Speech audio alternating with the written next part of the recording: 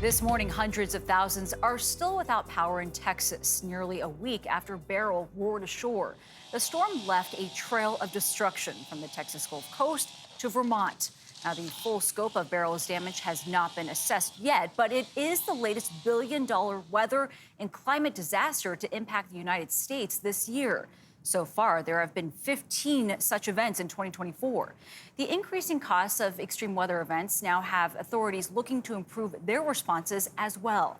Manuel Bojorquez shows us what's new in disaster planning. It turns out a disaster expo is exactly where you'd want to be if a disaster struck.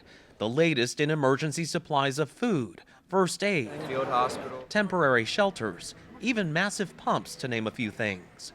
These hands-free umbrellas are marketed to help keep emergency workers cool and dry. That's nice. This would be very convenient on a hot day. This particular expo started in the UK. Jack Moss is managing director at Fordham International. We started off as just a flood exhibition, and then we saw a bit of a gap in the market to be able to expand and basically cover all different types of disasters, which has landed us here in the United States of America. And we have plenty of disasters here in the United States. Yeah. In fact, last year, the United States saw the highest number of separate billion-dollar disasters on record, 28, according to the National Oceanic and Atmospheric Administration. Our controller. The National Hurricane Center is using an interactive virtual reality tool to educate the public about following evacuation orders. I got to try it out. Oh boy, here we go. So now we've got wind and rain coming into the house. Oh, wow, okay. Now the furniture's starting to float. It's pretty realistic. A lot of people don't believe it can happen to them. Jamie Rome is with the National Hurricane Center. The whole point of the VR technology is to help people to understand a phenomenon that they've never seen before. So this is a real-life scenario of what I went through in the VR. Correct. Here's that real-life scenario. A house eventually swept away in southwest Florida during Hurricane Ian in 2022.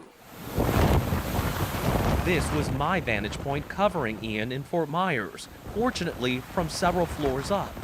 Water is the #1 killer during these storms. But scientists are also studying the destructive winds.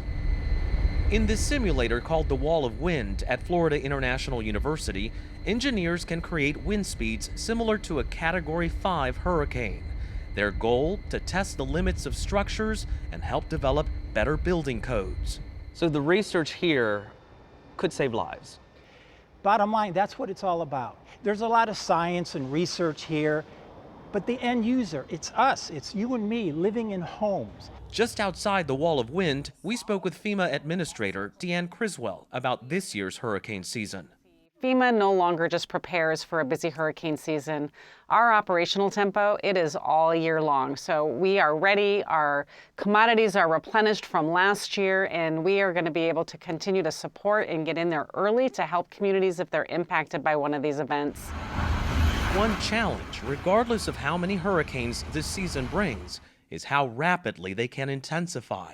What, in your view, going into this hurricane season is the biggest threat? I think the biggest threat is lack of respect for the severity that these storms can bring to a community, because we want to keep people safe and we want to keep them out of harm's way. All while NOAA predicts up to 25 named storms this year, the highest number it's ever forecast for the Atlantic hurricane season. For CBS Saturday Morning, Manuel Bojorquez, Miami.